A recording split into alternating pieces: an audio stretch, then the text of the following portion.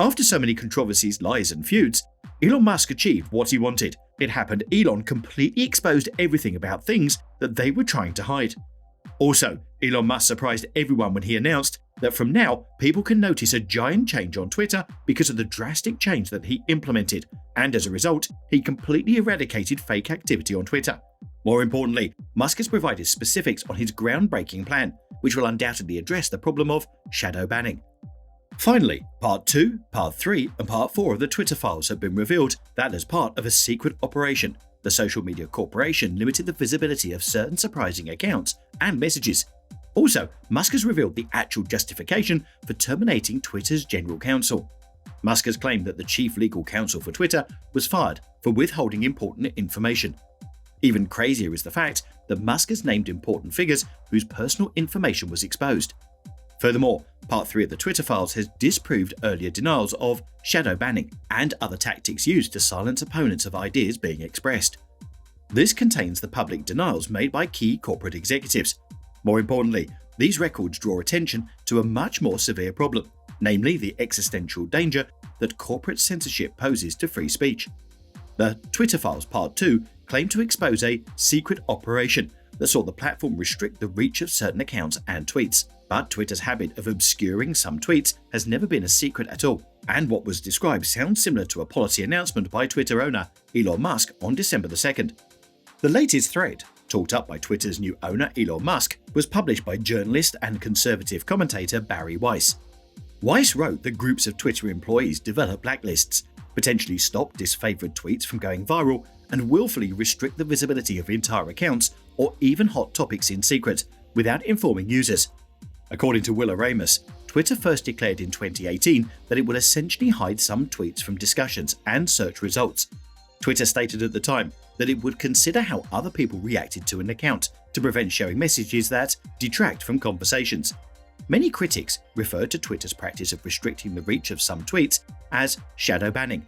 However, Twitter refuted the categorization and stated that it disliked the term shadow ban, adding that the tweets were not erased from the site, but rather were hidden from search and made more difficult to discover.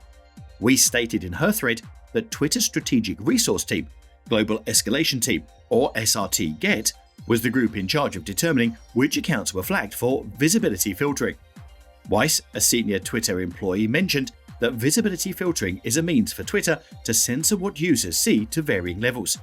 However, Weiss said that Twitter's Site Integrity Policy Escalation Support Team, known as SIP-PES, was tasked with making the most politically sensitive judgments. She mentioned many conservative accounts, Charlie Kirk and Dan Bongino, as well as a doctor's account, as being affected. However, Weiss did not provide any explanation in her thread as to why these profiles were affected, whether or not any Twitter rules were broken, or who eventually decided to put them on search and trending blacklists. Weiss's explanation of Twitter's internal moderation policy appears to be consistent with Musk's own recently declared attitude to content management on the site. Freedom of speech doesn't mean freedom of reach. Negativity should and will get less reach than positivity, he tweeted on December 2nd.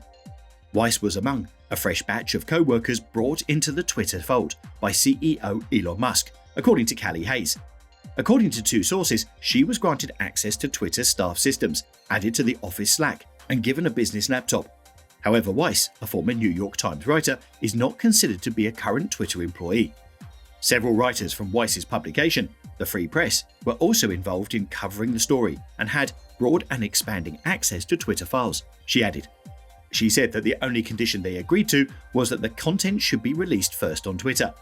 Musk followed by revealing that Twitter is working on a software upgrade that would display your actual account status so you can see whether you've been shadow banned, why, and how to appeal.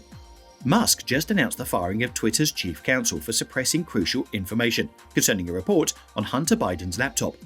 Musk stated that Baker was fired from Twitter owing to possible participation in information suppression. In the next tweet, Musk was questioned if Baker attempted to justify himself before departing, to which Musk replied in affirmative, adding that his explanation was unconvincing. Part 3 of Twitter Files debunks previous denials of shadow banning and other suppression measures aimed at opposing ideas. This includes public denials made before by former CEO Jack Dorsey and other senior company executives. As more information becomes available, the legal implications will become obvious. However, these documents highlight a far more serious issue: the existential threat of corporate censorship to free expression. Journalist Matt Taibbi claimed in the new material that Twitter executives met regularly with the FBI, Homeland Security, and national intelligence authorities to discuss disinformation that they believe should be taken off the site. The response to these troubling revelations? A virtual news blackout, with most major media giving no coverage to the revelations, reinforces the image of a privately run state media. Many in the media are limiting coverage of this controversy, much as Twitter suppressed dissenting or opposing views in a variety of ways. To employ a word used by Twitter executives in these documents, the media amplifies specific narratives or points of view while de-amplifying stories that contradict such accounts. Senator Richard Blumenthal, for example, was more concerned about Twitter's backsliding or retrenching on censorship at a Senate hearing when Dorsey apologized for censoring the Hunter Biden laptop story and cautioned that Congress would not allow any reduction in robust content modification. Senator Chris Coons reminded Dorsey that he expected misinformation on climate change and other issues to be censored. Others, including Senator Elizabeth Warren, have urged social media firms to utilize intelligent algorithms to safeguard users from their poor reading habits. These algorithms, as seen by recent Twitter leaks, alter what people see in searches or trending news. These files imply a complete authority to censor political discourse on social media sites. Twitter executives frequently sound like rulers dictating what the public is permitted to read or say. This is not surprising, considering the continual stroking by many politicians and commentators who claim that curbing free speech is rescuing democracy. Nonetheless, executives from social media platforms quickly accepted their role in shaping the truth. Former Twitter CEO Parag Agrawal promised to think less about free speech and more about who can be heard. While some of us condemned his anti-free speech agenda, others defended Twitter's continued use of one of the most extensive filtering systems in history. These Twitter files now demonstrate just what it means to manage who can be heard, a process that extended beyond controversial account suspensions to encompass a broader, secretive attempt to censor disfavored opinions. However, Musk claims that a record number of users are now joining Twitter, and a recent survey showed that a majority of Americans approve of his attempts to restore ability and free expression on the service.